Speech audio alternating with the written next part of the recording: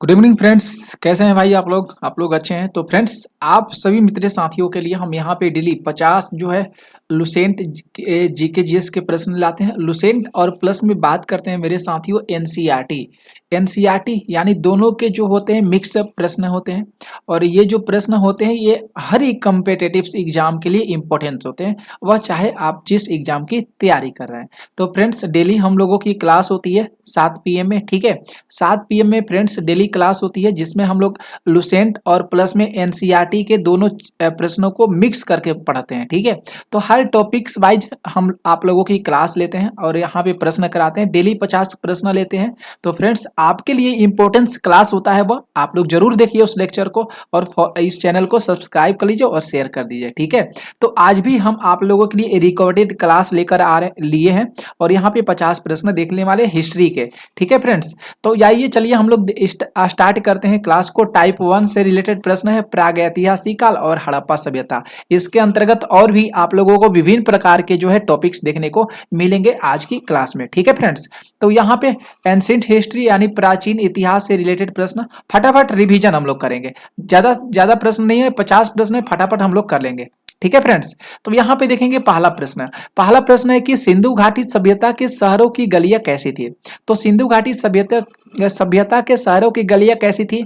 चौड़ी और सीधी थी, तंग और मैली थी, फिसलने वाली थी फ्रेंड्स, और यहाँ पे देखेंगे तंग और टेढ़ी थी। तो यहाँ पे फ्रेंड्स, यहाँ पे जो ए ऑप्शन जाएगा ना बिल्कुल सही जाएगा, चौड़ी और सीधी थी, ठीक है। तो यहाँ पे हम लोग फ्रेंड्स ए ऑप्शन को सही करेंगे। आगे देखेंगे सेकेंड प्रश्न। यहाँ पे जो सेकंड प्रश्न है कि हड़प्पा और मोहनजोदड़ो के खंडहर निम्नलिखित में से किस नदी के तट पर जाते हैं। यहाँ पे हड़प्पा और मोहनजोदड़ो के जो खंडहर हैं फ्रेंड्स, ये निम्नलिखित में से किस नदी के तट पर पाए जाते हैं। क्या होगा फ्रेंड्स, यहाँ पे पाए जाते हैं मतलब किस नदी के तट पर है, इसको कह लीजिएगा, सीधा सीधी है रावी नदी के तट पर। इसके बाद फ्रेंड्स झेलम नदी, ब्यास नदी, और यहाँ पे बात करेंगे सतलुज यानी सतलज नदी। तो फ्रेंड्स, यहाँ पे जो सही आंसर जाएगा ना रावी नदी के तट पर, ठीक है। यहाँ पे हड़प्पा सभ्यता की बात किया है और मोहनजोदड़ो के जो खंडहर है उसकी बात किया है कि किस नदी के तट पर है भाई, तो ये रावी नदी के तट पर है। तो फ्रेंड्स, आप लोग यहाँ पे ए ऑप्शन को सही करिएगा। नेक्स्ट देखेंगे थर्ड प्रश्न। यहाँ पे जो थर्ड प्रश्न है कि सिंधु घाटी सभ्यता की लिपि कौन सी है। सिंधु घाटी सभ्यता की लिपि कौन सी है? तमिल है, खरोष्टी लिपि है, अज्ञात लिपि है और ब्राह्मी लिपि है। तो फ्रेंड्स, सिंधु घाटी सभ्यता की लिपि अज्ञात है। क्या मानी गई है? अज्ञात मानी गई है फ्रेंड्स। तो यहाँ पे आप लोग सी ऑप्शन को सही कर लीजिएगा। नेक्स्ट देखेंगे फ्रेंड्स, यहाँ पे चौथा प्रश्न है कि मोहनजोदड़ो में सबसे बड़ा भवन कौन सा है। यानी मोहनजोदड़ो का सबसे बड़ा भवन कौन सा है? विशाल स्नान गृह, ठीक है। इसके बाद है धान्यागार। इसके बाद है फ्रेंड्स सी ऑप्शन में दिया गया स्तंभ 2 मंजिला मकान। तो फ्रेंड्स, यहाँ पे जो बी ऑप्शन जाएगा ना बिल्कुल सही जाएगा, धान्यागार इज राइट आंसर, ठीक है। मोहनजोदड़ो में सबसे बड़ा भवन कौन सा है? तो धान्यागार को सही करिएगा। यहाँ पे बी ऑप्शन फ्रेंड्स सही जाएगा। तो जो भी साथी अभी तैयारी कर रहे हैं और तैयारी में जुटे हुए हैं भाई, तो ये क्लास आप लोगों के लिए इंपॉर्टेंट है। डेली क्लास हो रही है 7 PM में। आप लोग 7 PM में भी क्लास आज ये लाइव क्लास चलती है, आप लोग उसमें आकर प्रैक्टिस कर सकते हैं। इसके आगे देखेंगे फ्रेंड्स 5 प्रश्न। विशाल स्नानघर ग्रेट बाथ कहाँ पे मिला था? ये भी अच्छा सा प्रश्न है। तो अभी जस्ट आप लोगों को बताएं हड़प्पा, इसके बाद है फ्रेंड्स लोथल, चनुहुद्रो, मोहनजोदड़ो। तो यहाँ पे फ्रेंड्स डी ऑप्शन बिल्कुल सही जाएगा। जो विशाल स्नानगार है, ये जिसको हम लोग ग्रेट बाथ के नाम से जानते हैं, ये कहाँ पे मिला था? मोहनजोदड़ो में मिला था। इसके आगे बात करते हैं 6 प्रश्न। सिंधु घाटी के लोगों की एक निम्नलिखित में से किसकी मूर्ति थी? यहाँ पे तो प्रश्न दूसरा टाइप का आ गया है। सिंधु घाटी के लोगों की एक महत्वपूर्ण रचना निम्नलिखित में से किसकी मूर्ति थी? यहाँ पे फ्रेंड्स होना चाहिए एक महत्वपूर्ण, यहाँ पे रचना होना चाहिए, ठीक है फ्रेंड्स। यहाँ पे रचना होना चाहिए, ये वाला यहाँ पे टाइप हो चुका है कि एक महत्वपूर्ण रचना निम्नलिखित में से किसकी मूर्ति की थी, ठीक है फ्रेंड्स। तो यहाँ पे नटराज, नृत्य करती हुई बालिका, यहाँ पे है बुद्ध और नरसिम्हा। तो फ्रेंड्स, यहाँ पे बी ऑप्शन बिल्कुल सही जाएगा, क्योंकि यहाँ पे महत्वपूर्ण रचना की बात किया है, स्टैट्यू की बात किया है। तो फ्रेंड्स, नृत्य करती हुई बालिका सही जाएगा। 7 प्रश्न है कि देवी माता की पूजा किससे संबंधित थी? देवी माता की पूजा किससे संबंधित थी? आर्य सभ्यता के साथ, भूमध्य सागरीय सभ्यता के साथ, सिंधु घाटी सभ्यता के साथ, उत्तर वैदिक सभ्यता के साथ। तो फ्रेंड्स, यहाँ पे सी ऑप्शन बिल्कुल सही जाएगा। सिंधु घाटी सभ्यता के साथ, यानी देवी माता की पूजा किससे संबंधित थी, तो सिंधु घाटी सभ्यता के साथ। नेक्स्ट है 8 प्रश्न है कि सिंधु घाटी सभ्यता का पतन नगर यानी बंदरगाह कौन सा है। पतन नगर के मतलब होता है फ्रेंड्स बंदरगाह होता है, ठीक है। बंदरगाह होता है कालीबंगन, लोथल, रोपण, मोहनजोदड़ो। तो फ्रेंड्स यहाँ पे बी ऑप्शन सही जाएगा। सिंधु घाटी का जो पतन नगर माना जाता है, जिसको हम लोग बंदरगाह मानते हैं, यह कहाँ पे है, लोथल में है, ठीक है फ्रेंड्स। कहाँ पे है, लोथल में, लोथल। आगे देखेंगे फ्रेंड्स 9 प्रश्न है कि लोथल नामक स्थान पर निम्नातक सभ्यताओं में से किसकी जहाजी मालघाट था, किसकी जहाजी मालघाट था। इंपॉर्टेंट ये प्रश्न है फ्रेंड्स, ठीक है। सिंधु घाटी का, मेसोपोटामिया का, मिस्र का, फारसी का। तो यहाँ पे ए ऑप्शन बिल्कुल सही जाएगा, ठीक है। किसका था फ्रेंड्स, सिंधु घाटी का था, ठीक है। तो ये सारे प्रश्न फ्रेंड्स आप लोगों को हम बार बार बोल रहे हैं कि ये सारे जो प्रश्न है फ्रेंड्स एनसीईआरटी और प्लस में बात करेंगे लुसेंट के प्रश्न का निचोड़ है, ठीक है। तो ये करना आप लोगों के लिए जरूरी है। बहुत सारे साथी हम आप लोगों को प्रश्न कराने में हर टॉपिक से कराने वाले हैं, ठीक है। तो ध्यान में रख लीजिएगा, टाइप वाइज भी करा रहे हैं। यहाँ पे देखेंगे 10 प्रश्न है कि सिंधु अर्थव्यवस्था की ताकत क्या थी। सिंधु अर्थव्यवस्था की ताकत क्या थी, कृषि थी ना, ठीक है फ्रेंड्स। इसकी ताकत क्या थी फ्रेंड्स, कृषि था। ऑप्शन ए सही जाएगा, ठीक है। व्यापार नहीं था। चाक पर बनाया गया और बनाए गए मिट्टी के बर्तन, ये भी गलत है, ठीक है। बढ़ई गिरी, ये भी गलत जाएगा। तो सिंधु अर्थव्यवस्था की ताकत कृषि था। वैदिक सभ्यता से रिलेटेड देखते हैं फ्रेंड्स। देखिए यहाँ पे 11 प्रश्न है कि वैदिक आर्यों का मुख्य भोजन कौन सा है। जो वैदिक आर्य हैं इनका मुख्य भोजन कौन सा है। जौ और चावल, दूध और इसके उत्पाद, चावल और दालें, सब्जियां और फल। तो फ्रेंड्स यहाँ पे बी ऑप्शन बिल्कुल करेक्ट जाएगा, दूध और इसके उत्पाद। क्योंकि वैदिक आर्यों का जो उस समय भोजन था लोगों का, वह दूध था, और जो उसके उत्पाद थे ना, जो भोजन था खाने वाला, वह था फ्रेंड्स। आगे देखेंगे यहाँ पे 12 प्रश्न है साथियों कि निम्नलिखित में से कौन सा अन्न मतलब होता है अनाज, मनुष्य द्वारा सबसे पहले प्रयोग होने वालों में से लाया गया था, फ्रेंड्स। मस्त शानदार प्रश्न है। तो जौ, यहाँ पे क्या होगा भाई, जौ होगा, ठीक है। ए ऑप्शन बिल्कुल सही जाएगा। जई मतलब होता है राई, गलत जाएगा। गेहूं गलत जाएगा। ऑप्शन ए को सही करिएगा। नेक्स्ट देखिएगा 13 प्रश्न है कि वैदिक लोगों द्वारा किस धातु का प्रयोग पहले किया गया था। वैदिक लोगों के द्वारा चांदी का, नहीं भाई गलत जाएगा। सोना का, ये भी गलत जाएगा। लोहा का नहीं, तांबा का फ्रेंड्स, ये सही करिएगा, याद रख लीजिएगा। जो वैदिक जो लोग थे उस समय युग के, तो वह किस धातु का प्रयोग सबसे पहले किए थे, तांबा का किए थे। किसका किए थे फ्रेंड्स, तांबा का किए थे। नेक्स्ट यहाँ पे 14 प्रश्न है कि वेद, जो यहाँ पे शब्द देख रहे हैं वेद, ये इसका शब्द का अर्थ क्या होता है। मतलब वेद शब्द का अर्थ क्या होता है, ज्ञान होता है, बुद्धिमत्ता होता है, कुशलता होता है, शक्ति होता है। तो फ्रेंड्स यहाँ पे ए ऑप्शन बिल्कुल सही जाएगा। बुद्धिमत्ता गलत होगा, कुशलता भी गलत होगा, शक्ति भी गलत होगा। ज्ञान को सही करिएगा, यानी वेद का अर्थ होता है ज्ञान, नॉलेज होता है। ओके नेक्स्ट आगे देखिएगा यहाँ पे 15 प्रश्न है कि आर्य सभ्यता में मनुष्य के जीवन के अवरोही क्रम अनुसार निम्नलिखित चरणों में से कौन सा विकल्प जो है सही है। मतलब अवरोही क्रम की बात की है, दो तरह का क्रम होता है, एक होता है आरोही क्रम होता है, और दूसरा जो होता है फ्रेंड्स अवरोही क्रम होता है। आरोही क्रम से होता है कि हम लोग छोटा से, यानी छोटा से स्टार्ट करते हैं, बड़ा की ओर जाते हैं, ठीक है। अवरोही क्रम का मतलब इसका साथ होता है कि भाई हम लोग बड़ा से कहाँ पे आते हैं फ्रेंड्स, तो बड़ा से छोटा की ओर चलते हैं। तो फ्रेंड्स यही पूछा गया है कि आर्य सभ्यता में जो मनुष्य के जो जीवन है, लाइफ है, वह उसका चरण बताना है, पहले कौन सा चरण था। मस्त शानदार सा प्रश्न है, ठीक है। अवरोही यानी सबसे पहले कौन सा चरण था, ब्रह्मचार्य, ठीक है। इसके बाद है गृहस्थ, वानप्रस्थ, और फ्रेंड्स यहाँ पे देखेंगे संन्यास, ठीक है। तो फ्रेंड्स यहाँ पे बी ऑप्शन की अगर बात करेंगे, गृहस्थ, ब्रह्मचार्य, वानप्रस्थ, संन्यास, ये गलत जाएगा। पहले ब्रह्मचार्य आने चाहिए, जो आप लोग ऑप्शन ए में देख रहे हैं। सी भी गलत जाएगा। ब्रह्मचार्य तो ठीक है, ठीक है। वानप्रस्थ यहाँ पे नहीं होगा। पहले भाई जो ब्रह्मचारी बनते थे तो वह गृहस्थ को त्याग करते थे, ठीक है, वानप्रस्थ होते थे और सन्यासी बन जाते थे। तो फ्रेंड्स ऑप्शन ए बिल्कुल यहाँ पे सही जाएगा, ठीक है, ठीक है ना।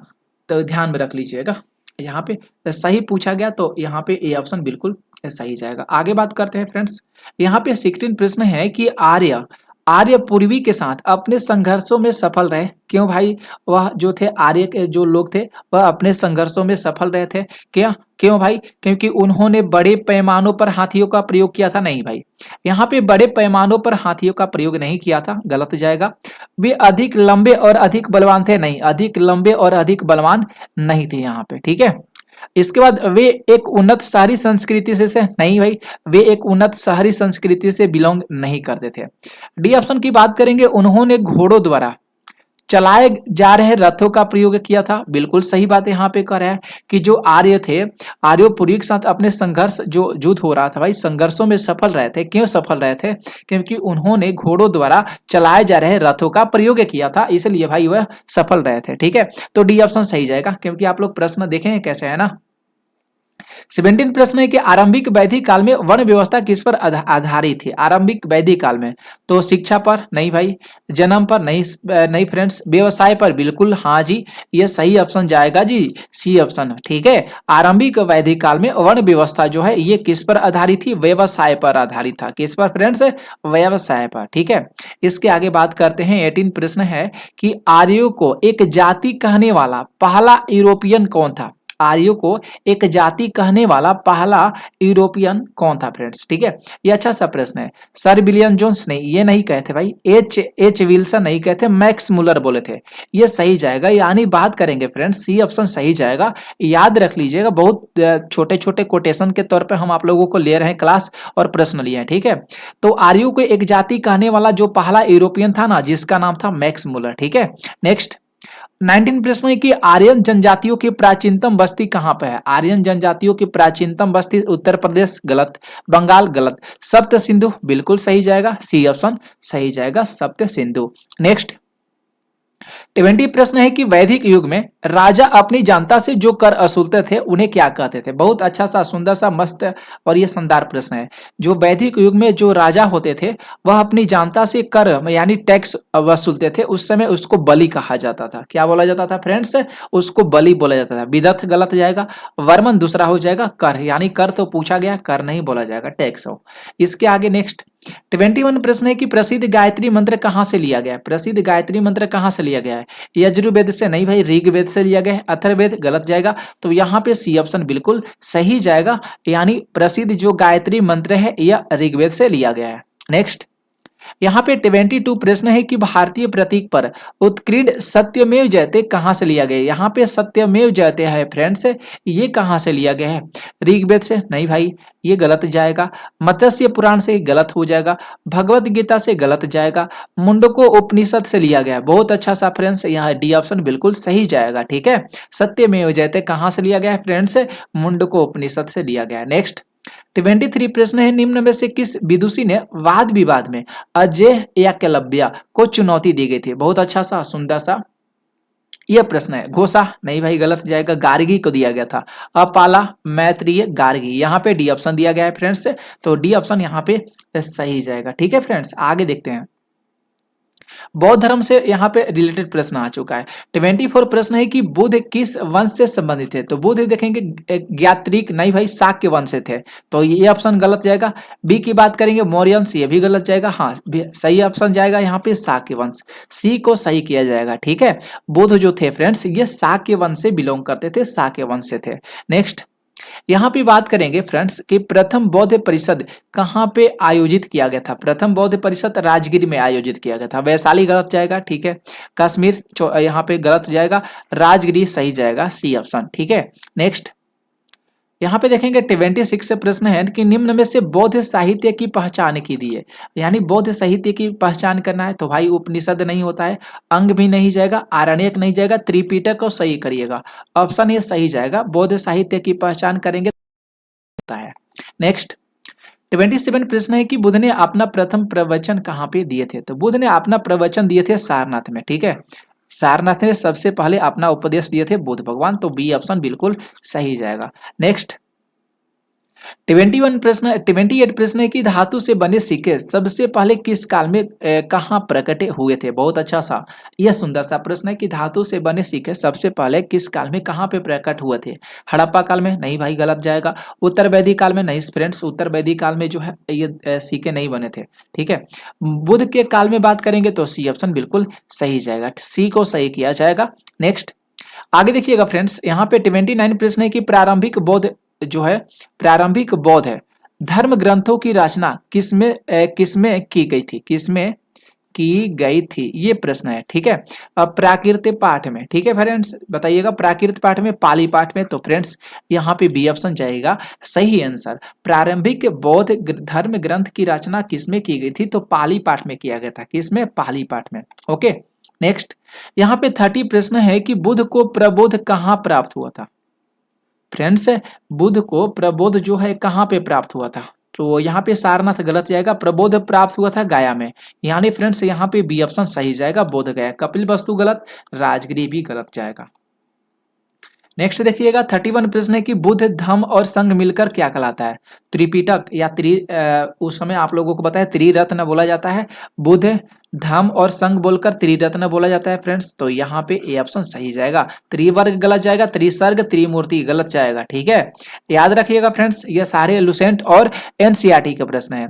32 है कि बौद्धों के पवित्र अवशेषों पर निर्मित गुंबदकार छत वाली अर्ध गोलाकार संरचना को क्या कहते हैं। बहुत अच्छा सा सुंदर सा मस्त शानदार सा प्रश्न है कि बौद्धों के पवित्र अवशेषों पर निर्मित गुंबदकार वाली छत यानी अर्धगोलाकार संरचना को क्या बोलते हैं, स्तूप बोलते हैं। क्या बोलते हैं फ्रेंड्स, स्तूप बोलते हैं। शांति स्तूप है ना, गाया में है। कहाँ पे है फ्रेंड्स, गाया में है शांति स्तूप, बुद्ध भगवान का है सबसे लंबा।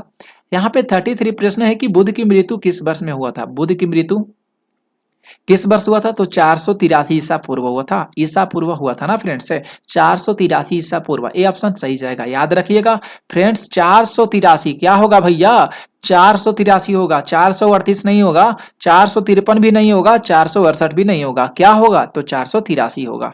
नेक्स्ट यहाँ पे 34 है कि भारत में जैन धर्म का संस्थापक किसे माना जाता है। जैन धर्म का संस्थापक माना जाता है फ्रेंड्स महावीर को।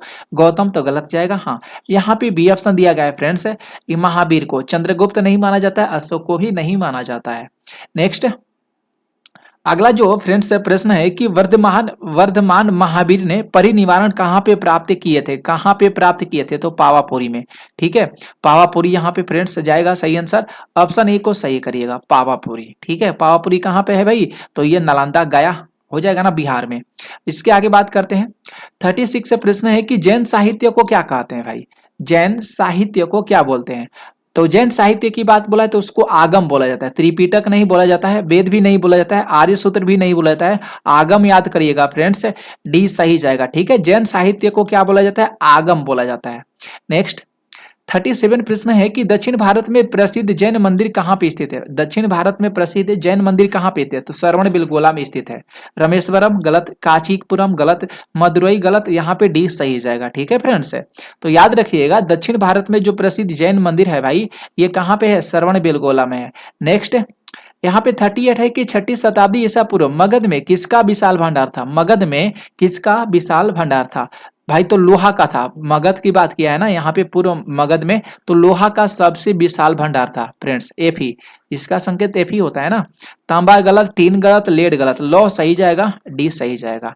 नेक्स्ट यहाँ पे फ्रेंड्स देखेंगे 39 प्रश्न है कि उस राज्य का नाम बताइए जिसने पहली बार युद्ध में हाथियों का इस्तेमाल किया था। बहुत सुंदर सा प्रश्न है, पहली बार युद्ध में हाथियों का इस्तेमाल किया था, मगध था। कौशल गलत कही, मगध सही जाएगा। ठीक है, मगध का याद रख लीजिएगा, पहली बार युद्ध में हाथियों का इस्तेमाल किया गया था, मगध किया था राज। ठीक है, यहाँ पे 40 प्रश्न है कि हेरोडोटस को क्या माना जाता है। हेरोडोटस को फ्रेंड्स क्या माना जाता है, तो इतिहास का जनक माना जाता है। ठीक है फिर फ्रेंड्स, इतिहास का जनक किसे माना जाता है, हेरोडोटस को माना जाता है, हेरोडोटस। नेक्स्ट 41 प्रश्न है कि अलेक्जेंडर यानी सिकंदर और पोरस ने कहां पे लड़ाई लड़ी थी। बहुत अच्छा सा प्रश्न है, अलेक्जेंडर और मतलब सिकंदर और पोरस ने भाई ये कहां पे लड़ाई लड़ी थी, तो हाइडो स्पीच, ठीक है, यहाँ पे ए ऑप्शन सही जाएगा हाइडो स्पीच में।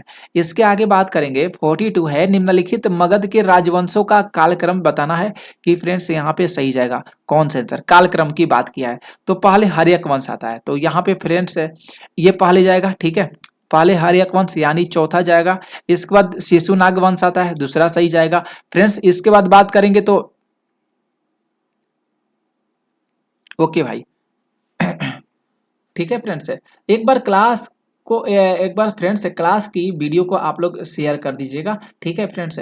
जो भी आप लोगों के पास ग्रुप होंगे भाई, उस वीडियो की इस वीडियो को ना आप लोग शेयर कर दीजिएगा, ठीक है फ्रेंड्स, क्योंकि ये सारे लेक्चर फ्रेंड्स आप लोगों के लिए सबसे ज़्यादा इम्पोर्टेंस है, ठीक है फ्रेंड्स। तो ध्यान में रखिएगा भाई, आप लोग इस बार क्लास की सेशन को एक बार जरूर आप लोग शेयर कर दीजिएगा, इंपॉर्टेंस है। तो फ्रेंड्स यहाँ पे देखेंगे नंद और इसके बाद क्या होगा मौर्य, तो सी ऑप्शन को सही करिएगा, ठीक है फ्रेंड्स, सी ऑप्शन यहाँ पे सही जाएगा। ओके भैया, आगे बात करते हैं। यहाँ पे 43 प्रश्न है कि महाभाष्य किसने लिखा था, महाभाष्य किसने लिखा था, गार्गी ने लिखा था, नहीं, मनु नहीं, बाण नहीं, पतंजलि को सही करिएगा, पतंजलि के द्वारा लिखा गया था। नेक्स्ट देखिएगा फ्रेंड्स, 44 प्रश्न है कि प्राचीन काल में स्रोत सामग्री लिखने के लिए प्रयुक्त भाषा कौन सी थी, तो फ्रेंड्स वह थी संस्कृत। कौन था फ्रेंड्स, वह था संस्कृत। नेक्स्ट देखिएगा, यहाँ पे 45 प्रश्न है कि यूनानियों को भारत से बाहर किसने निकाला था, यूनानियों को भारत से बाहर निकाला था चंद्रगुप्त मौर्य। कौन निकाला था फ्रेंड्स, चंद्रगुप्त मौर्य निकाला था। 46 प्रश्न है कि चंद्रगुप्त मौर्य ने अपने अंतिम दिन कहाँ पे गुजारे थे, तो अपने अंतिम दिन गुजारा था श्रवण बेलगोला में, ठीक है, तो डी सही जाएगा। नेक्स्ट देखिएगा फ्रेंड्स, यहाँ पे 47 प्रश्न है कि निम्नलिखित में से वह व्यक्ति कौन सा है जिसका नाम देवा नाम प्रियदर्शी था। बहुत अच्छा सा प्रश्न है कि वह व्यक्ति कौन सा है जिसका नाम भैया देवा नाम प्रियदर्शी था, बहुत इंपॉर्टेंट ये प्रश्न है। तो मौर्य राजा अशोक, ठीक है, मौर्य राजा अशोक, ऑप्शन ए सही जाएगा। नेक्स्ट देखते हैं फ्रेंड्स, 48 प्रश्न है कि किस शिला राजा देश ने, किस शिला राजा देश ने अशोक ने कलिंग युद्ध के हताहत का उल्लेख किया और युद्ध त्याग की घोषणा किया, तो फ्रेंड्स यहाँ पे मास्की राजा देश नहीं भाई, शिला राजा देश यहाँ पे बात करेंगे जो 13वां हो जाएगा ना, बिल्कुल सही जाएगा बी ऑप्शन। नेक्स्ट 49 प्रश्न है कि चंद्रगुप्त मौर्य के दरबार में भेजा गया यूनानी राजदूत कौन था, यूनानी राजदूत कौन था फ्रेंड्स, कौटिल्य नहीं था, मेगास्थनीज था, ठीक है, तो यहाँ पे सी ऑप्शन सही जाएगा। चंद्रगुप्त मौर्य के दरबार में भेजा गया यूनानी राजदूत मेगास्थनीज था। कौन था फ्रेंड्स, मेगास्थनीज। और सबसे आखिरी लास्ट प्रश्न है, इंडिका जो पुस्तक है ना, ये किसके द्वारा लिखा गया था, तो मेगास्थनीज के द्वारा लिखा गया था। टॉलमी गलत जाएगा, बी ऑप्शन सही जाएगा मेगास्थनीज, ठीक है फ्रेंड्स। तो ये सारे प्रश्न जो थे लुसेंट और एनसीईआरटी के प्रश्न थे। कैसा क्लास लगा जरूर आप कॉमेंट करके बताइएगा, वीडियो को शेयर करिएगा, ठीक है। मिलते हैं शाम को वाली क्लास में, तो आज के लिए थैंक यू।